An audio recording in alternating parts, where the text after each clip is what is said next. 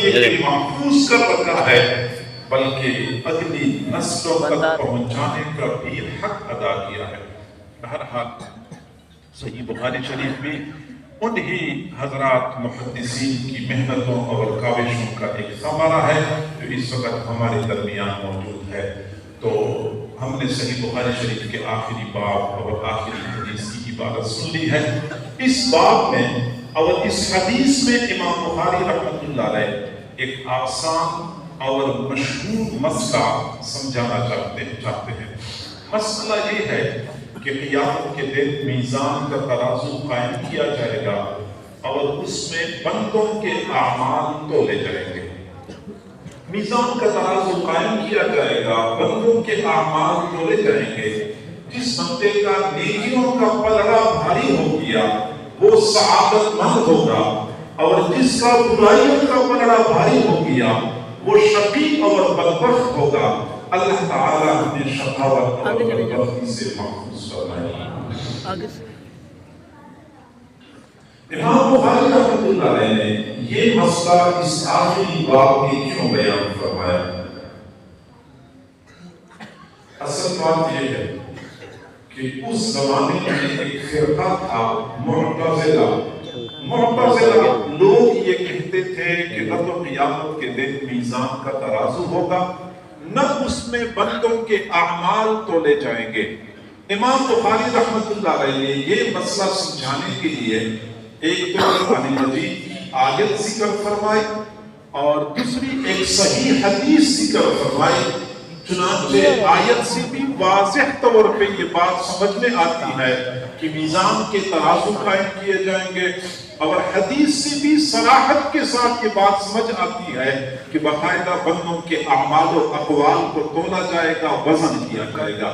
تو ظاہری بات ہے کہ اگر کوئی مسئلہ قرآن سے ثابت ہو جائے، احادیث سے ثابت ہو جائے، تو اس کا انکار کرنا یہ عناد اور ضد کے سوا اور کچھ نہیں ہوتا۔ تو امام بخاری رحمۃ اللہ علیہ نے سب سے پہلے قرآن مجید کی آیت پیش کی ہے۔ فرمایا باب قول اللہ تعالی وَنَضَعُ الْمَوَازِينَ الْقِسْطَ لِيَوْمِ الْقِيَامَةِ۔ اللہ تعالیٰ کی اس قول کے بارے میں بات کہ وَنَضَعُ الْمَوَازِينَ الْقِسْطَ لِيَوْمِ الْقِيَامَةِ، کہ ہم قیامت کے دن انصاف کے ترازو قائم کریں گے۔ قیامت کے دن انصاف کے ترازو قائم کریں گے۔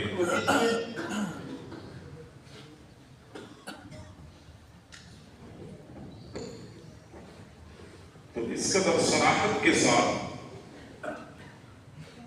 قرآن مجید میں یہ بات اللہ نے ارشاد فرمائی کہ میزان کے ترازو ہوں گے جن کے ذریعے بندے اور رب کے درمیان یا باہمی بندوں کے درمیان انصاف قائم کیا جائے گا۔ تو قرآن پاک کی آیت سے یہ بات ثابت ہو گئی۔ لیکن آگے امام بخاری رحمۃ اللہ علیہ فرماتے ہیں وَأَنَّ أَعْمَالَ بَنِي آدَمَ وَقَوْلَهُمْ يُوزَنُ، بنی آدم کے اعمال اور ان کے اقوال تولے جائیں گے۔ میزان کے ترازو میں لوگوں کے اعمال تولے جائیں گے اور اقوال تولے جائیں گے۔ تکوینی طور پہ ایک بات اس وقت پڑھنے والی ہماری ان بیٹیوں کو بھی سمجھائی جا رہی ہے جو اپنا آخری سبق آج پڑھ رہی ہے۔ ان کو بھی یہ بات سمجھائی جا رہی ہے کہ آپ لوگوں نے مسلسل 6 سال محنت کی، مطالعہ کیا، تکرار کیا، استادوں کے پاس پڑھا، سماہی ششماہی سالانہ امتحانات میں اچھے نمبر لیے، لیکن آپ کو پتا ہے کہ میزان کے ترازو میں علم نہیں تولا جائے گا، عمل تولا جائے گا۔ لہذا عمل کے لیے کمر بستہ ہونے کی ضرورت ہے، عمل ہی کام آئے گا۔ محدثین کی دنیا میں ایک مشہور محدث ہیں حضرت سفیان ثوری رحمہ اللہ تعالی۔ علامہ ذہبی رحمۃ اللہ علیہ نے ان کے بارے میں لکھا ہے کہ جب وفات پا گئے تو کسی نے خواب میں دیکھا جنت میں عالیشان محل ملا ہوا، تو خواب دیکھنے والے نے جب سفیان ثوری رحمہ اللہ کو دیکھا تو کہا کہ ہاں یہ مقام تو آپ کو ملنا ہی تھا، یہ مقام تو آپ کو ملنا ہی تھا، کیونکہ آپ کی دینی خدمات اتنی ہیں، فقہی استنباطات ایسے کیا کرتے تھے، علمی نکات ایسے بیان کرتے تھے، ان کی وجہ سے آپ کو یہ مقام ملنا چاہیے تھا۔ تو سفیان ثوری رحمہ اللہ نے فرمایا ذهبت الاشارات وطاحت النکات ولم ينفعني الا ركعات ركعتها في جوف الليل الاخر۔ وہ جو میں علمی نکات بیان کرتا تھا سب کچھ ویسے چلا گیا، وہ جو میں علمی اشارات بیان کرتا تھا کچھ بھی کام نہیں آیا۔ وَلَمْ يَنْفَعْنِي إِلَّا رُكَيْعَاتٍ، مجھے فائدہ نہیں پہنچایا مگر ان چند رکعتوں نے فائدہ پہنچایا۔ رکعتها فی جوف اللیل الآخر، جو رات کے آخری پہر میں پڑھا کرتا تھا، وہ چند رکعتوں نے مجھے فائدہ پہنچایا۔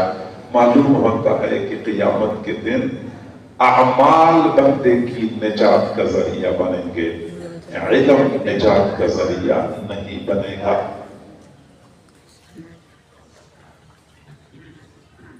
حضور صلی اللہ علیہ وسلم نے فرمایا، صحیح بخاری شریف کی روایت ہے، من سلک طریقا یطلب فیہ علما سہل اللہ لہ طریقا الی الجنہ، جو بندہ علم کے راستے پہ چلا اللہ اس کے لیے جنت کا راستہ آسان کر دے گا۔ الفاظ سمجھ لیں، جو بندہ علم کے راستے پہ چلا اس کے لیے اللہ تعالی جنت کا راستہ آسان کر دے گا۔ گویا کہ علم کا راستہ اور ہے، جنت کا راستہ اور ہے۔ علم کے راستے پہ چلنے کے بعد بندے کے لیے جنت کا راستہ آسان ہو جاتا ہے، لہذا علم کا راستہ بندے کو جنت تک نہیں پہنچاتا، جنت کے راستے تک پہنچاتا ہے۔ جنت کے راستے پہ الگ سفر کرنا ہوتا ہے اور وہ ہے عمل کا راستہ۔ تو امام بخاری نے فرمایا وَأَنَّ أَعْمَالَ بَنِي آدَمَ وَقَوْلَهُمْ يُوزَنُ، بنی آدم کے اعمال تولے جائیں گے اور بنی آدم کے اقوال تولے جائیں گے، اور وہی لوگ سعادت مند ہوتے ہیں جو اس حقیقت کو ہمیشہ کے لیے مد نظر رکھتے ہیں، ہمارا ایک ایک عمل قیامت کے دن میزان کے ترازو میں ڈالا جائے گا۔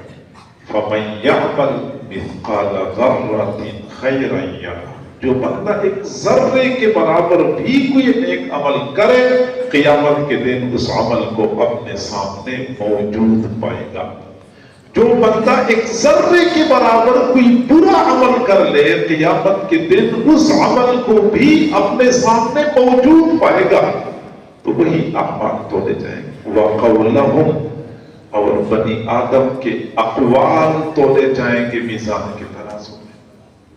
سمجھدار لوگ وہ ہوتے ہیں کہ زبان سے کوئی لفظ ادا کرنے سے پہلے سوچتے ہیں کہ قیامت کے دن یہ لفظ میری نیکیوں کے پلڑے میں ڈالا جائے گا یا برائیوں کے پلڑے میں ڈالا جائے گا۔ یہ ایک ایک لفظ یا تو بندے پر سعادت کے دروازے کھول دیتا ہے یا شقاوت اور بدبختی تک بندے کو پہنچا دیتا ہے۔ ایک ایک لفظ بڑا بھاری ہوتا ہے۔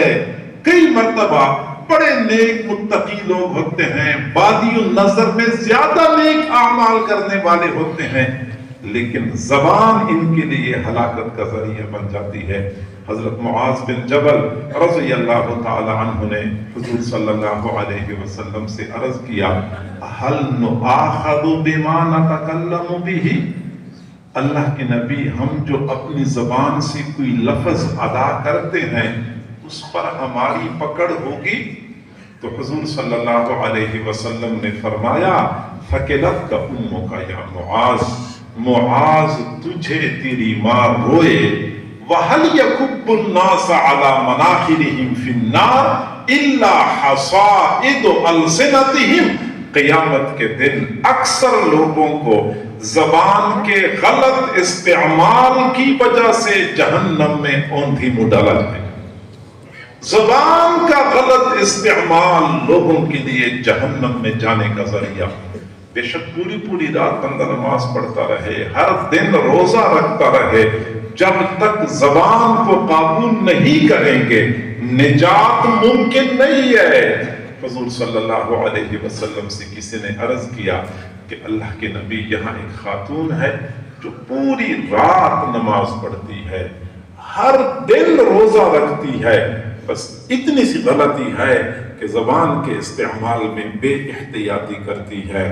حضور صلی اللہ علیہ وسلم نے فرمایا لا خیر فیہا، لا خیر فیہا ہی فی النار، ایسی عورت میں کوئی خیر بھلائی نہیں، کوئی خیر بھلائی نہیں، یہ جہنم میں جائے گی، یہ جہنم میں جائے گی۔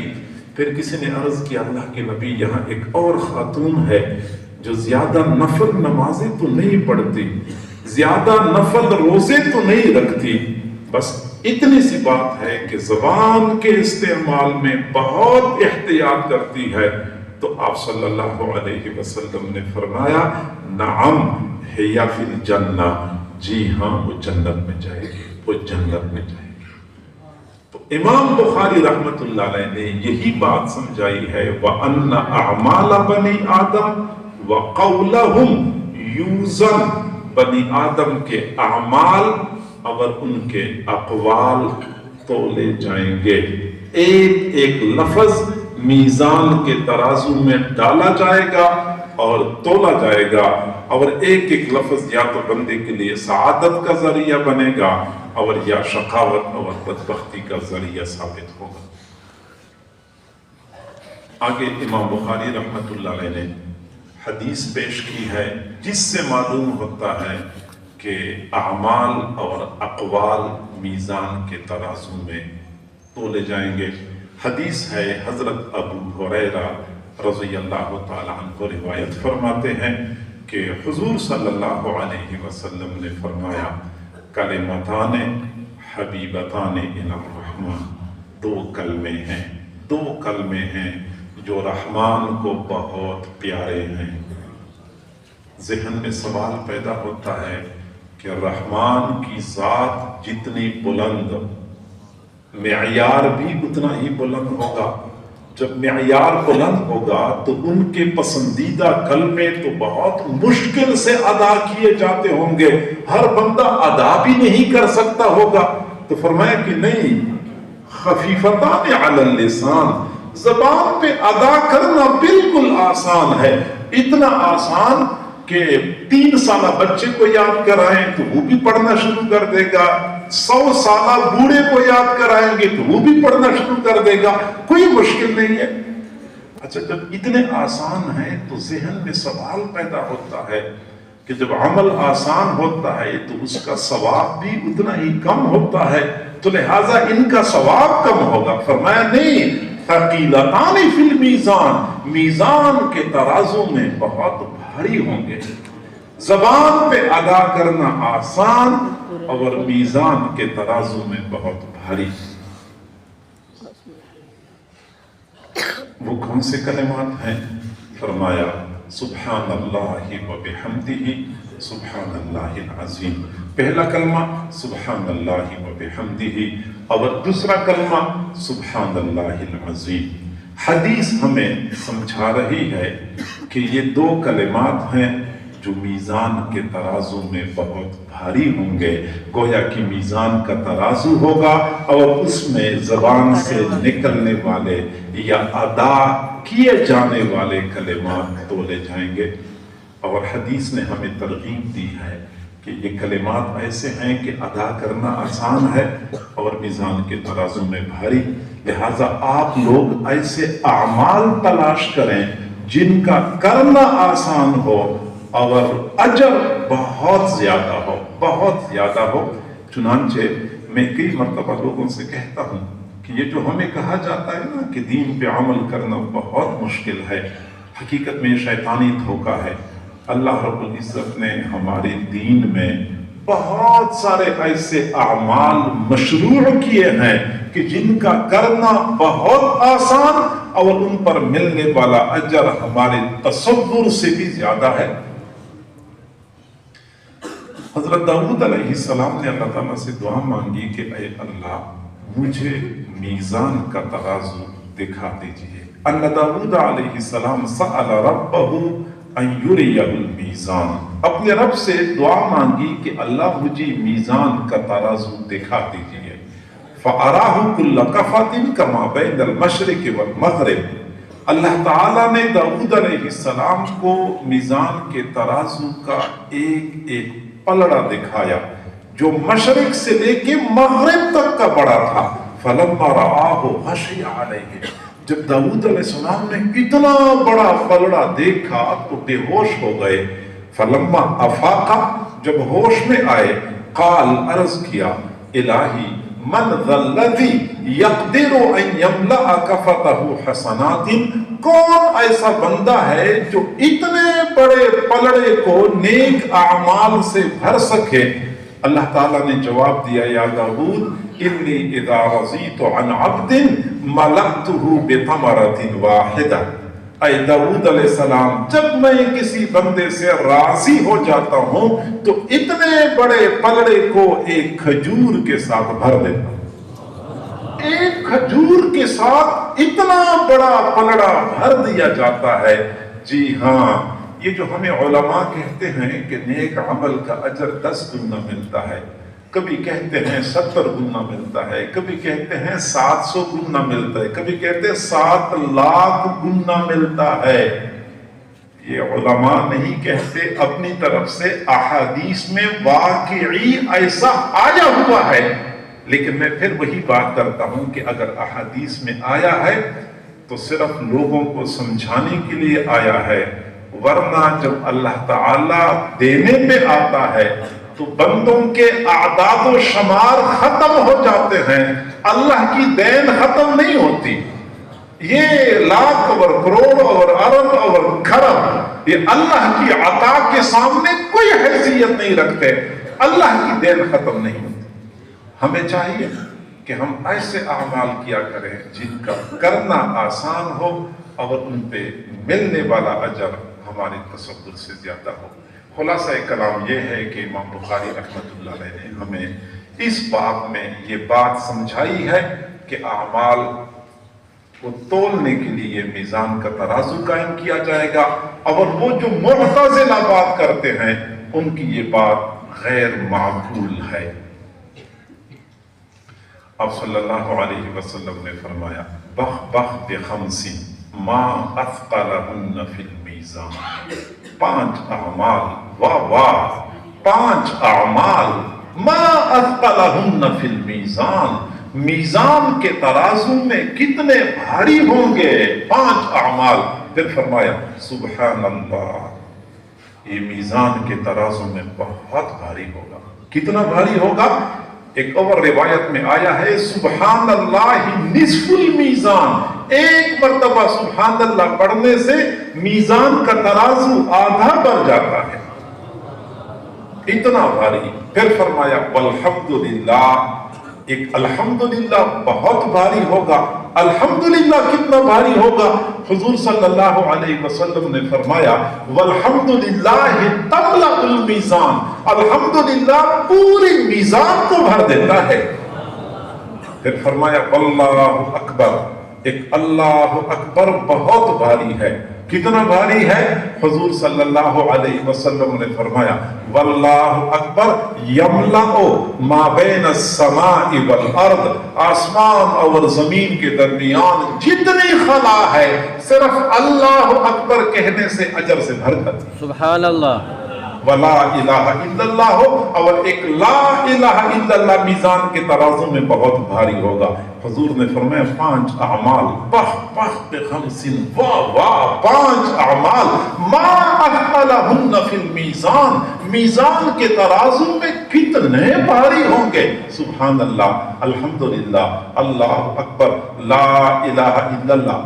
اور 5واں عمل والولد الصالح یتوفی للمسلم فیحتسبھا، اچھا بیٹا، اچھی بیٹی فوت ہو جائے والدین اس پہ صبر کر لیں، یہ بچہ اور بچی میزان کے ترازو میں بہت بھاری ہوں گے.